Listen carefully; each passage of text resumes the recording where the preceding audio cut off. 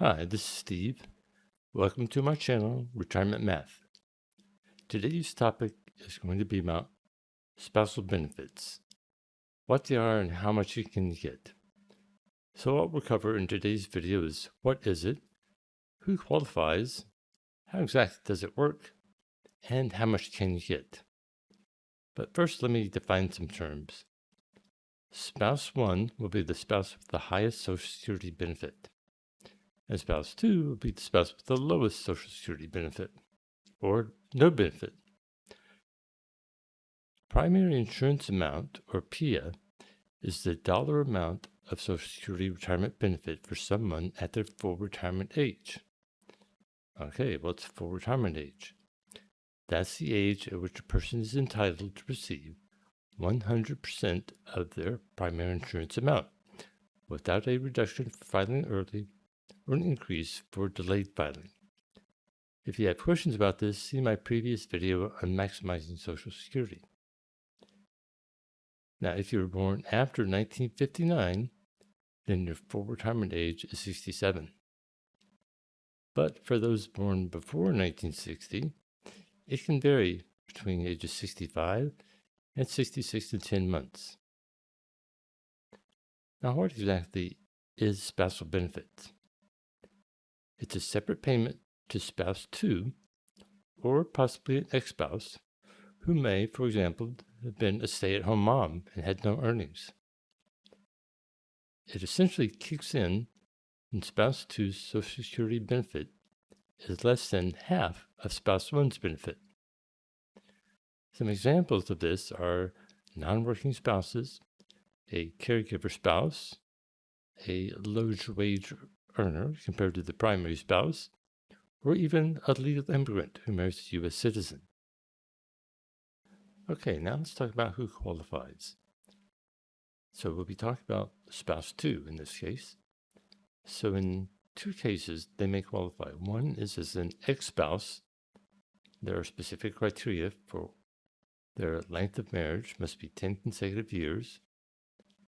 Of course, they may not be currently married, and there are some remarriage rules. And they must be divorced from spouse 1 for at least 2 consecutive years, unless spouse 1 is currently receiving benefits.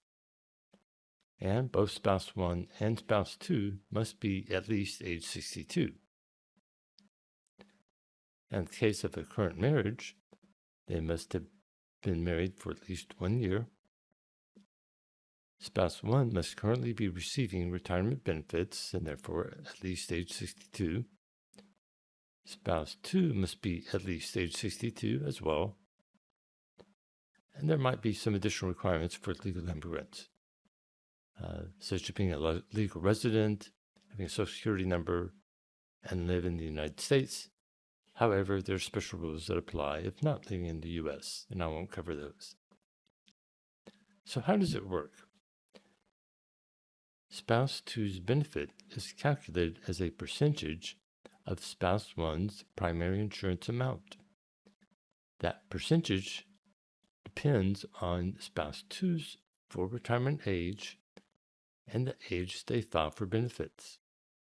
So, for example, if spouse 2 is born after 1959, their full retirement age is 67.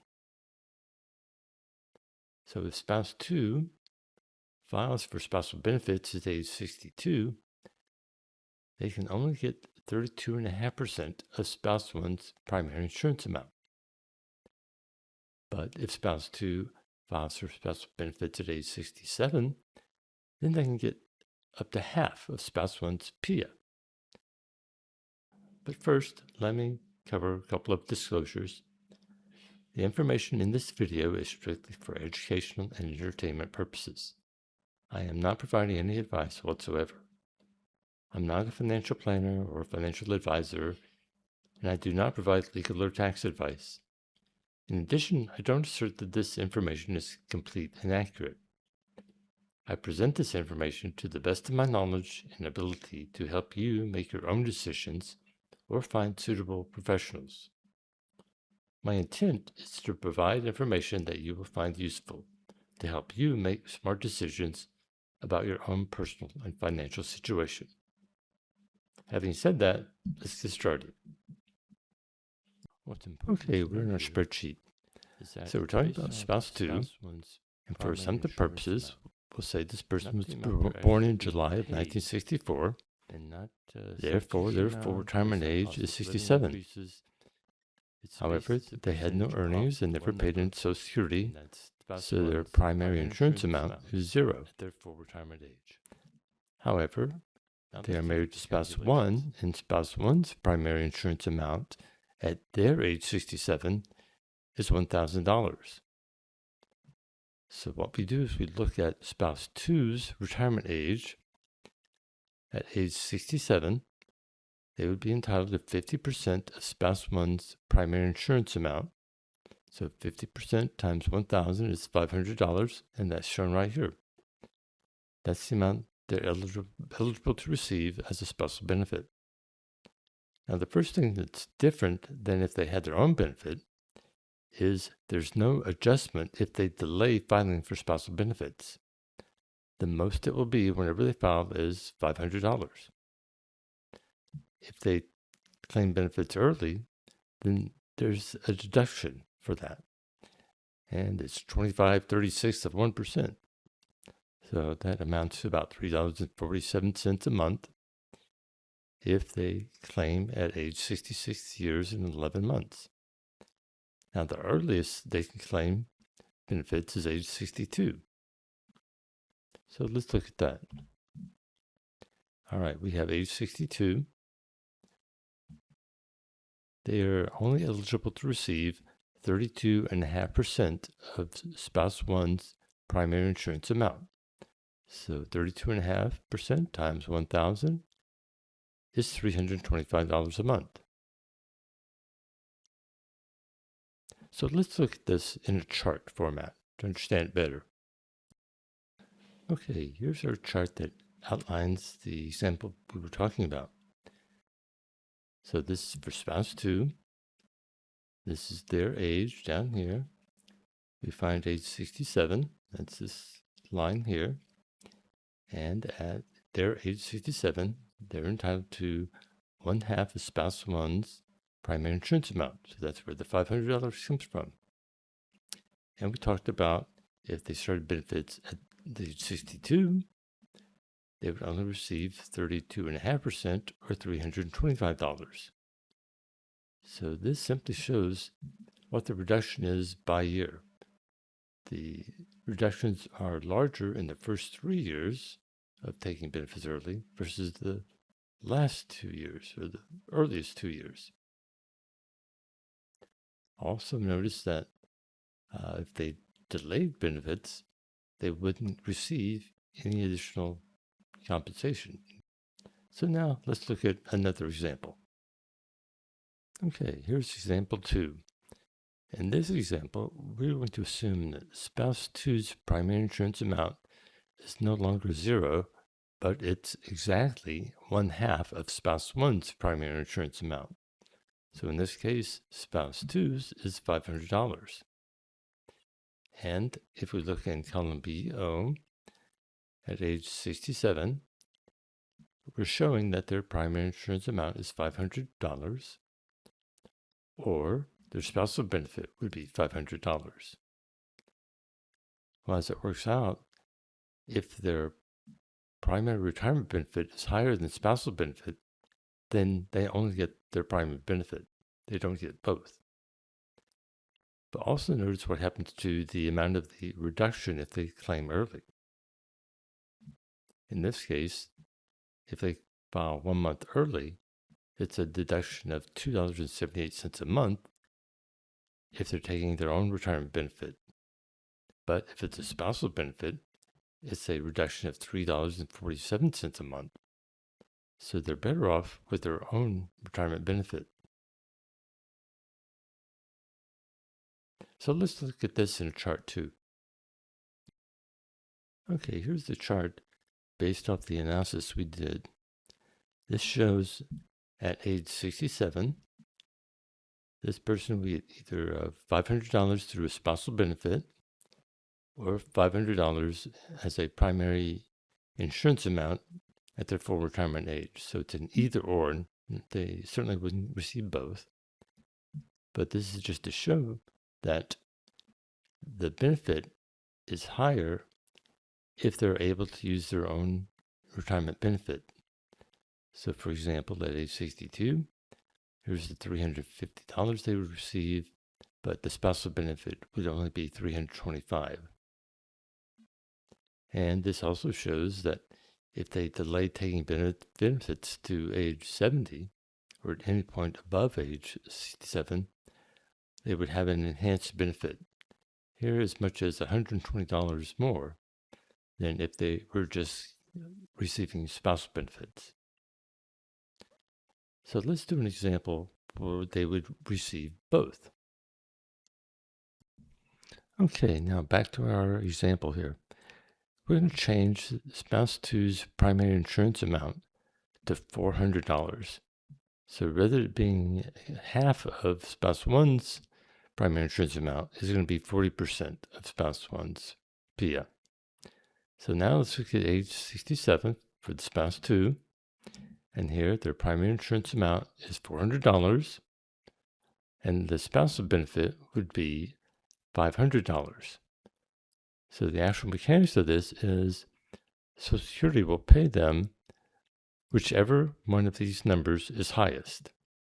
So they will get $500. However, it's going to be split.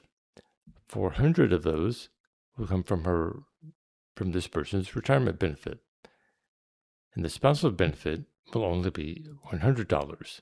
But in total, they're getting $500. And let's look at age 62. How does that change things? Well, again, the max amount is going to be the spouse benefit or their own retirement benefit at age 62. And the max amount is the spousal benefit.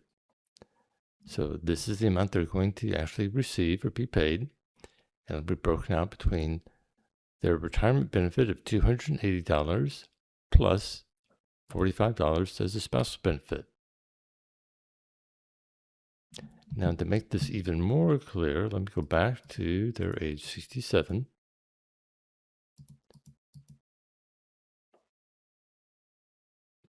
And let's change spouse 1's primary insurance amount to $3,000.